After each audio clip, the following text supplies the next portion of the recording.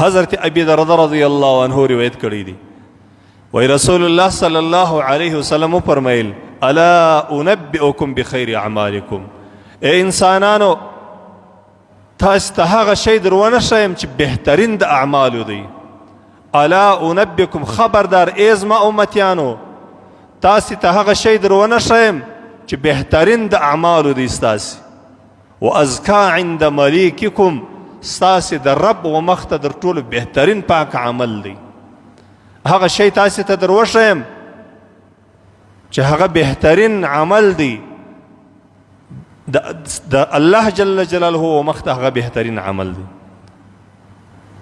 د الله رسول صلی الله علیه وسلم فرمایي وارفعها فی درجاتکم لوړونکی لویونکی پورته کوونکی ستاسو د درجاتو دی د الله جل جلاله په حضور کې به ستاسو درجې ورباندې لوړي وخیر لکم من انفاق الذهب والفضه انسانانو د سرو زرو در صدقې کولو د سپینو زرو در صدقې کولو هم ډیر اجر دی رسول الله صلی الله علیه وسلم موږ ته څه شی راښیي هغه څه شی دی په دنیا کې چې در سرو زرو هم در صدقه کولو هم ډیر اجر دی در سپینو زرو در صدقه کولو هم ډیر اجر دی د الله په نیز باندې ډیر پاک تحفه ده او د مؤمن مسلمان درجې ور باندې لوړیږي هغه کم عمل دی رسول الله صلی الله علیه وسلم در دې وروسته مزید بله خبره کوي وخیر لکم دغه عمل ستاسو دپاره غوره دی من ان تلقوا عدوکم فتضربوا اعناقهم ويضرب اعناقکم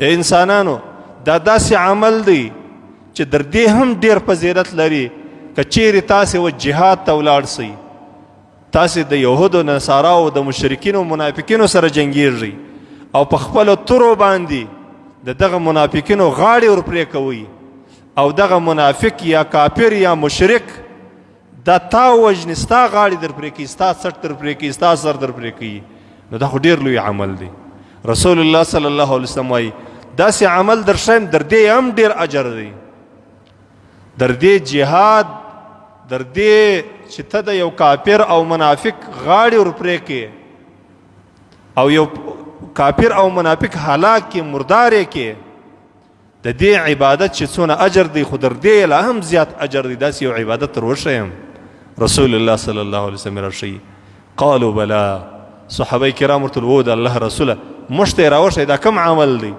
دا کوم عبادت دی چې در جهاد هم ډېر اجر دی د الله په نیز باندې ډېر پاک دی د ډېرو لوړو درجو عمل دی بهترین عمل دی دا کوم عمل دی ای د الله رسوله دا موږ ته راوښیه قال ذکر الله تعالی رسول الله صلی الله علیه وسلم خپل صحابه کرام ته وایي دا د الله جل جلاله ذکر دی د الله تبارک وتعالی ذکر چې سړی د الله ذکر کوي دا ذاکر انسان دا در دې ټولو کسانو د اجر او ثواب زیات در دې مجاهد هم ډېر اجر دی د دې څه وجه ده چې جهاد هغه عمل دی چې د دین بقا په جهاد باندې تړلې ده دا زموږ او ستاسې اوله قبله بیت المقدس دا زموږ او ستاسې د الله جل جلاله کور او زموږ اوله قبله دا چې ازاده سوې وه دا په جهاد باندې ازاده سوې ده دا بیت الله شریفه دا د الله جل جلاله کور بیت الله شریفه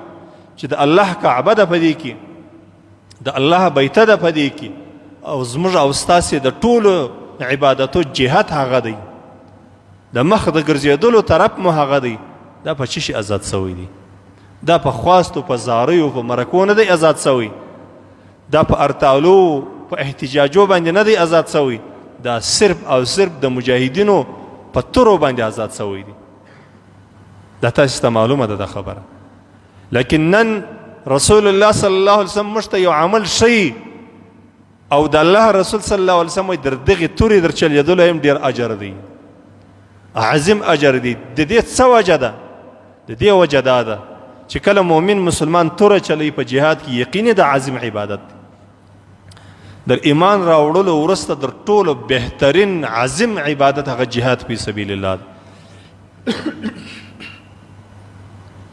نن چې د ټولې دنیا کفار له مسلمانانو ټکس اخلي مسلمانان جزیه و کافر ته ورکوي مسلمانان د خپلو ځمکو، د خپلو معدنیاتو، د خپل وطن، د خپلې هوا، د خپلې اوبو ټکس و کافرانو ته ورکوي. اصلا خو قانون دا رقم دی د اسلام چې کافر به مسلمان ته ټکس ورکوي. لیکن نن موږ و داسې حالت ته رارسېدلي یو چې موږ و کافرانو ته ټکس ورکوو. په د سعودي پر تیلو باندې د کافرانو تقریبا د 100 کالو پر دوی باندې تقریبا د ټکس دغه لګېدلی دی په تیلو باندې. دې کې یو خاص حصه ده و یهودو نصاراو ته ورکوي. او دا رقم ترکیه د نور ملکونه د دنیا هر ملک. نو اصلا د اسلام دغه عظیم عبادت پاته سوی دی چې هغه جهاد فی سبیل الله دی. کله چې انسانانو جهاد پرې شوی د الله جل جلاله د دین دپاره قرباني پرې شول او کافر تا ته دا جهاد تروریستي معرفي کړله، تا ته دا وویل چې جهاد کول چې دا دهشت و وحشت دی، دا ظلم بربریت دی.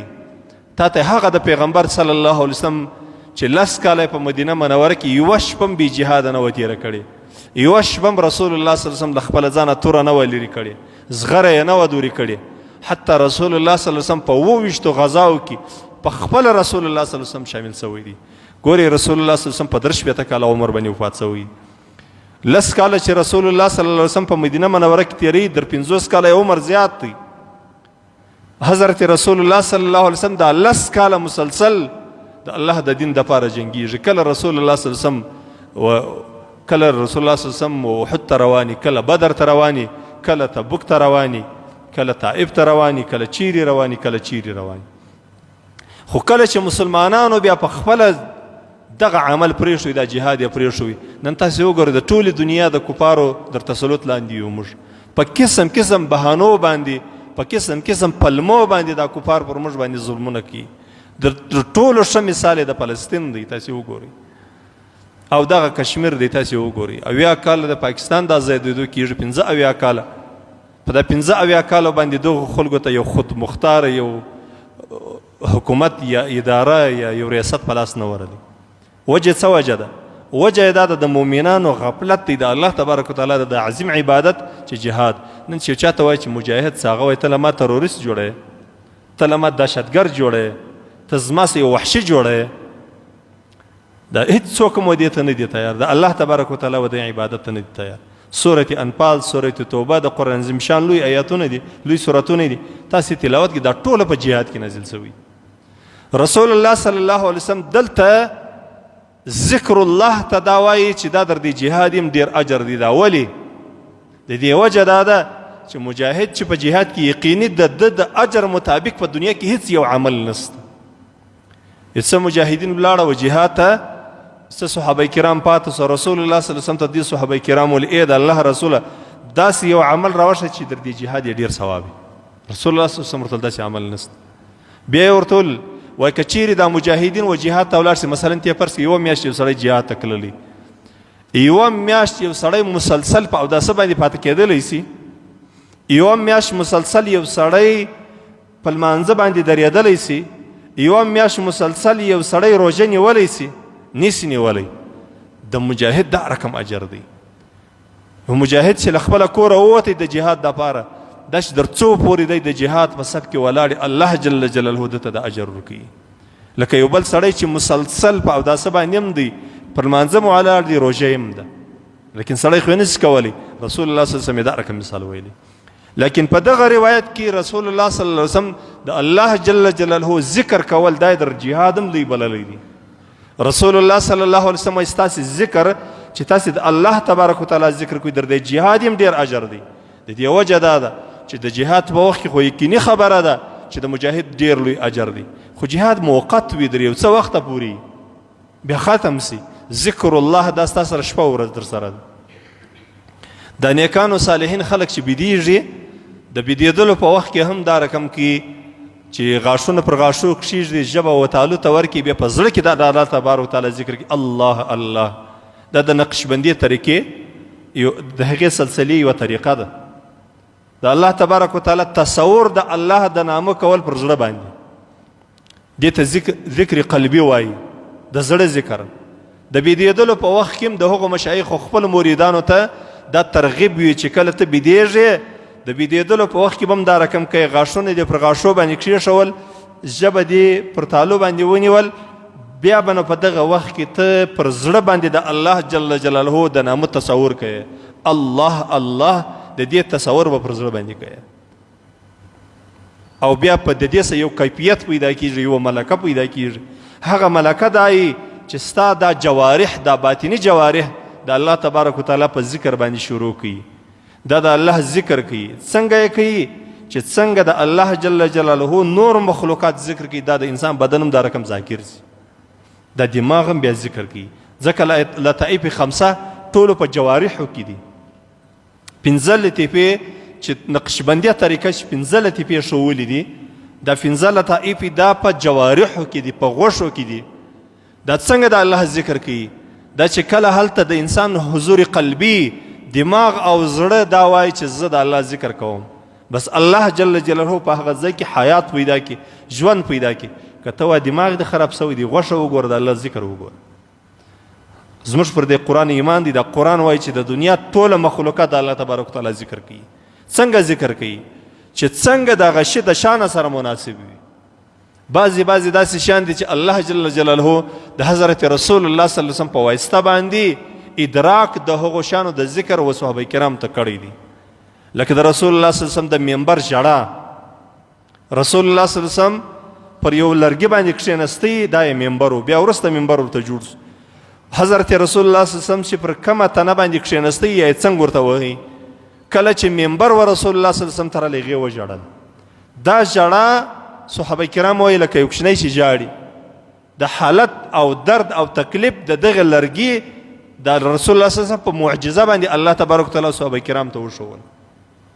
او یا د الله د رسول صلی الله علیه وسلم نور دا رقم چې رسول الله صلی الله علیه وسلم شګې راخستې دي، ډبرې راخستې د الله د رسول صلی الله علیه وسلم په لاس کې، د الله تبارک وتعالی ذکر وایي، لا اله الا الله وایي. دا معجزات وي د رسول صلی الله علیه وسلم. نو دا رقم د انسان دغه لطائف وي چې دا د طریقت د نقشبندي طریقې د شای نقشبند رحمت الله تعالی علیه چې کومه طریقه ده، دې ته نقشبندیه طریقه وایي. ذکر کوي، دا ذاکرین چې ذکر کوي نو د خپلو مریدان ته دا وایي چې ماخستن بیدېږې نو بیا دا رقم ذکر کوه، او یا سهار لمونځ وکړئ، پر هغه ځای کښېنه، بس تصور د الله جل جلاله د نامه ده کوه پر خپل زړه باندې. یعنی لکه ته چې پر زړه باندې وایي الله الله الله، بیا وروسته د دغه حالت څخه یو نورانیت راځي، د دغه نورانیت څخه الله تبارک وتعالی ستا د زړه څخه د شرک او د کفر او د ګناهو تاریکۍ الله جل جلاله د زړه څخه د څه وباسي. دا نو هغه در ټولو بهترینه طریقه ده د الله تبارک وتعالی د ذکر. که ته وایې ښه سړی هغې خاموشه ناست دا هم ذکر دی، هو دا هم ذکر دی. دلته ګوره قرآن عظیم شان کې د سورة آل عمران 190 نمبر آیات کې الله تبارک وتعالی وایي چې د الله جل جلاله 190 چې د الله په مخلوقاتو کې فکر او غور کول دا عبادت دی. ځکه وایي چې کله د سهار لمونځ ادا سي، پر هغه ځای باندې کښېنه، د قرآن تلاوت نه، هېڅ ذکر مه کوه، صرف فکر په دې کې کوه چې الله تبارک وتعالی څونه عظیم ذات، څنګه تکه توره شپه والا، څنګه سهار. او بیا د مازدیګر د لمانځه وروسته پر هغه ځای باندې کښېنه، در ماښام د لمانځه پورې دا صرف دا فکر کوه چې څنګه تکه سپینه ورځ وه، څونه کاروباري ماحول، اوس به دا ټوله الله جل جلاله ختم کړي، توره طریقه بس. دغه فکر ستا د الله جل جلاله په دې باندې تا ته بهترین اجر او ثواب درکوي. په حدیث شریف کې رسول الله صلی الله علیه وسلم موږ ته وویل، و صحابه کرام ته ویل یو داسې عمل درښیم چې بهترین عمل دی ستاسې په اعمالو کې، ډېر پاک عمل دی، ستاسې رب ته، ستاسې د رب په نیز باندې ډېر پاک دی. دا دوه. دریم، ستاسې درجې ډېرې ورباندې لوړېږي. څلورم، د الله رسول صلی الله علیه وسلم ورته وایي د سرو زرو او د سپینو زرو در خیرات هم ډېر اجر دی. پنځم، د الله رسول صلی الله علیه وسلم ورته وایي د مجاهد در تورې درته چلېدلو هم ډېر اجر دی. د الله رسول صلی الله علیه وسلم ورته وایي د الله ذکر دی، ذکر باید سړی وکړي، هر انسان باید ذاکر وي. له مخه حدیثونه تېر سوي دي، رسول الله صلی الله علیه وسلم وایي هغه انسان چې ذاکر وي او هغه انسان چې ذکر نه کوي مثال یې د مړیو د ژوندي دی. په بل روایت کې راځي، دا روایت د ترمذي و،